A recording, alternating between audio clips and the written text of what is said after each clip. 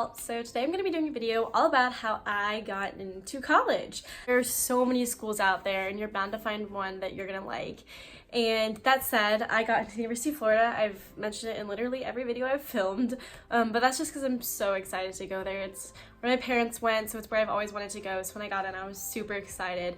But today I just want to talk to you about how I did get in and how I got into other schools as well. And basically, I want to go through the extracurriculars that I did that I think helped me become a better candidate for acceptance, and then also things that were needed, such as scores, classes, that kind of thing, so that I can show you what I did to get in and hopefully help you see what you can do to get in. So yeah, if you're interested in learning about that, just keep watching.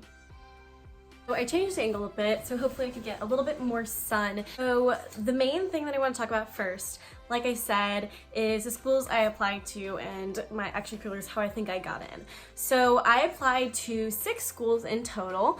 I applied to University of South Florida, University of Florida, Florida State University, University of Georgia, University of North Carolina, Chapel Hill, and Vanderbilt. So those last 2 were my reach schools.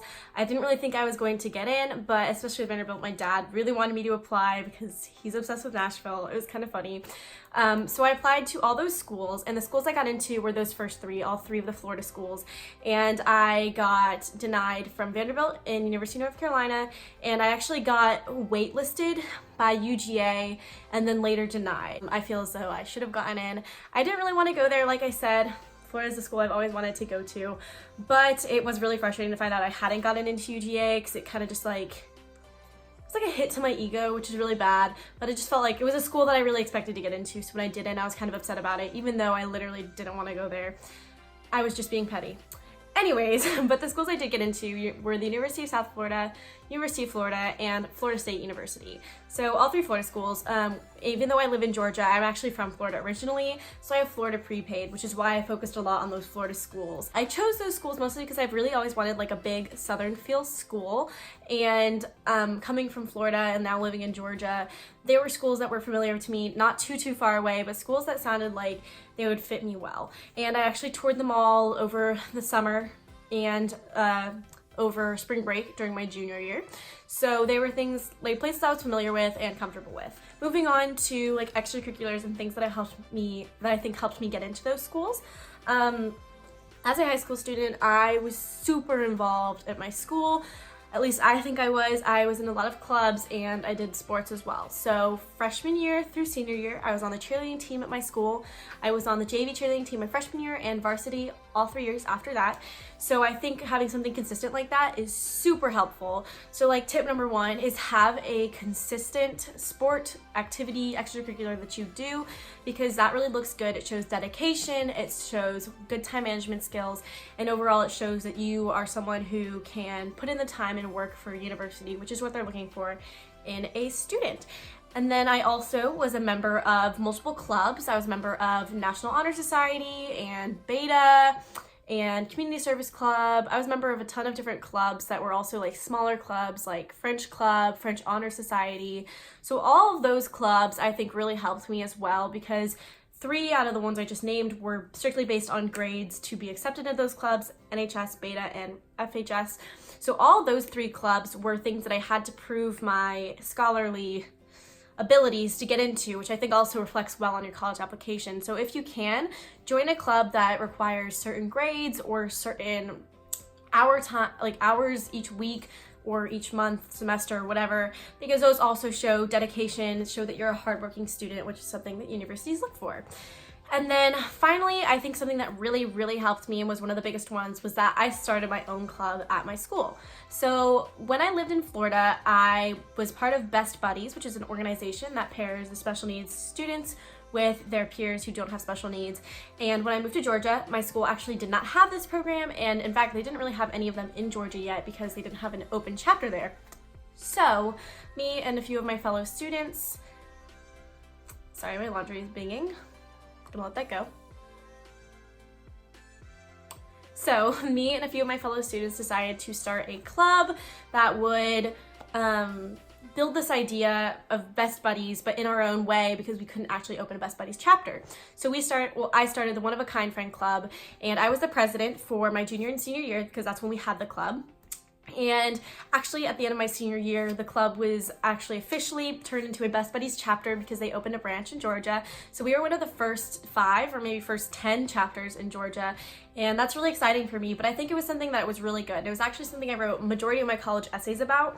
And I think that kind of thing really shows initiative, and it shows this planning, time management, dedication, skills like that, which once again are things that colleges really want in students, because it shows that they're going to do well at the college, and also that they're going to put in the work and benefit the college and its community, which is something that's really important. So you want to show that you have the ability to work with other people and truly benefit the university, not just through your classes and through your work ethic, but really just like the idea that you can help the university. They want students that bring something to them, something unique or something that they can build on. And I think that's what is shown through involvement in clubs, starting your own club, doing things like that. So if you have an idea for a club or for an activity that you want to start or organize, please go for it, because those things are very important and they look really good on college applications. So reach out for those leadership roles. It's better, I think, to have one thing that you're really focused on than like 80 things that you're involved in that you're not really like putting all your time into. So if you can, try and join a few clubs, and if you're able to, get a leadership position. But also,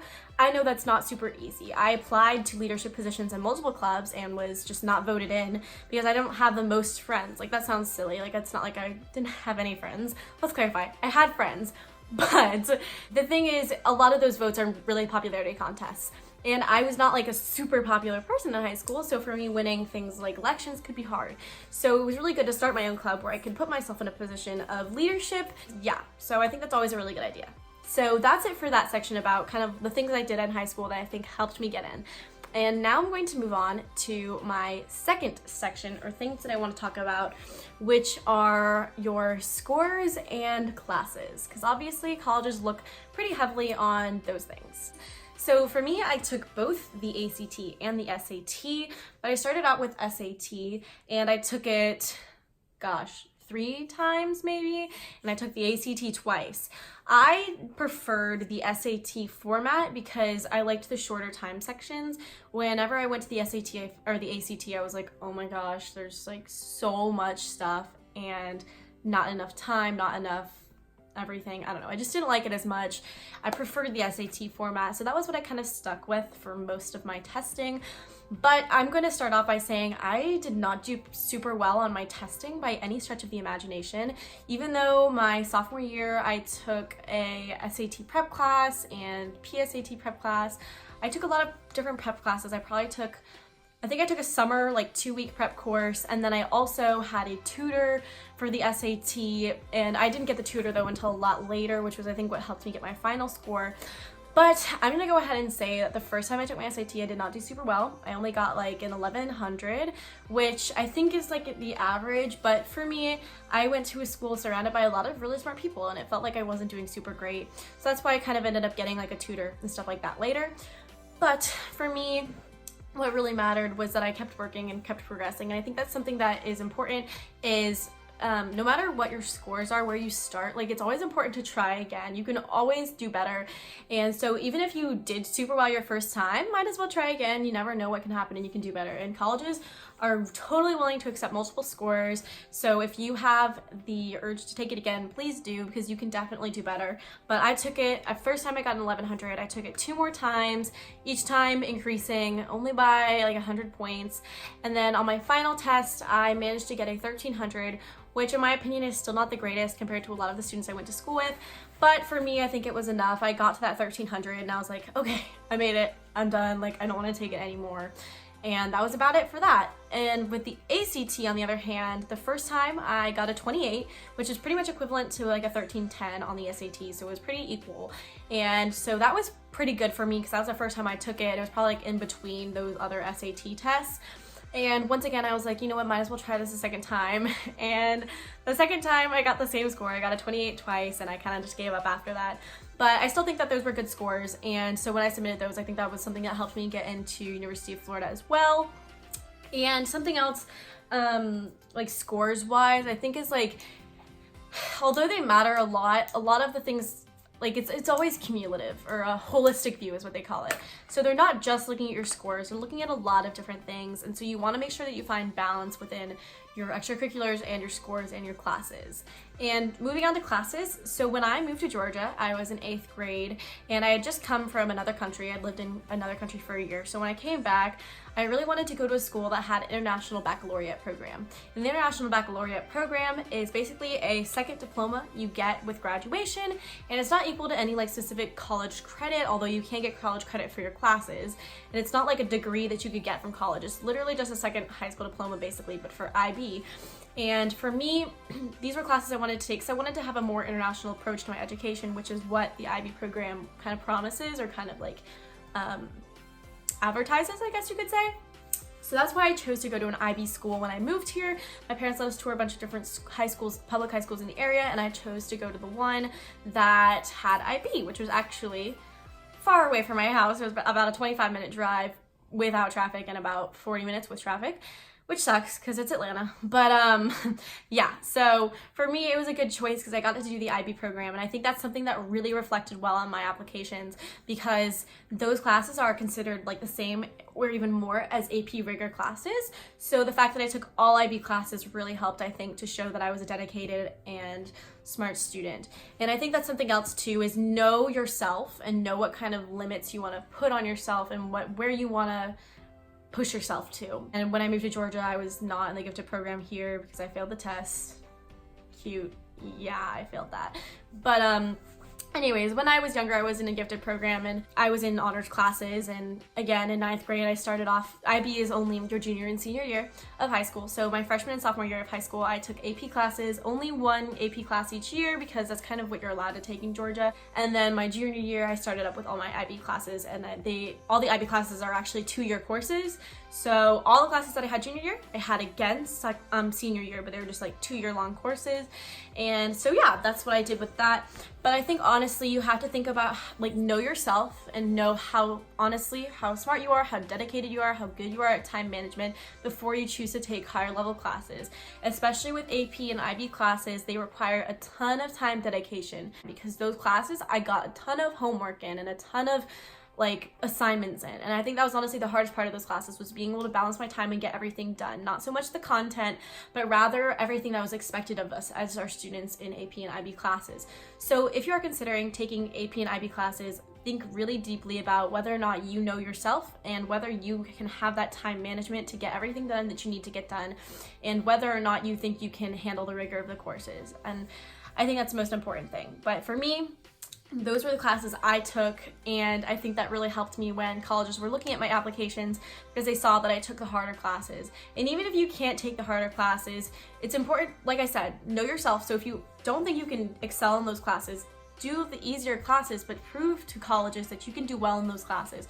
So get A's, get B's, and that's how you're gonna get into a good school. Yeah, that's about it, I guess. For Florida, I think something that really helped me was, like I said, starting my own club, taking rigorous classes, and also probably having a family legacy there is a little bit of, I don't wanna say important, but it's probably helpful.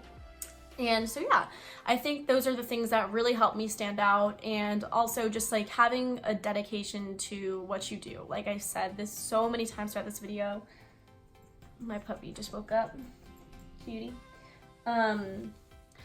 Like I said, dedication, time management skills, showing those things are things that colleges really want to see. And if you can show them that, then I think you're gonna do pretty well getting where you want to go. And even if you don't, you're always gonna find somewhere that can make you happy. My dog is moving around like crazy. But even if it's what you don't expect, I think college presents an opportunity for so many things that you would have never anticipated. So even if you don't get into your dream school, please don't let it get you down. You can always transfer later, and like, you're gonna have a good time, I think, pretty much no matter what. At least in my opinion. I haven't even started yet, but I'm really excited. Sorry, got a phone call. As I was saying, I am so excited for school. I literally cannot wait. And yeah, I guess that's pretty much it for this video. If it helped you, please feel free to comment down below. If you have any questions about me, comment them down below. And yeah, if you like this video, like, subscribe, comment, do whatever you want. But I hope you have a great day whenever you're watching this. So yeah, that's pretty much it for this video. Bye.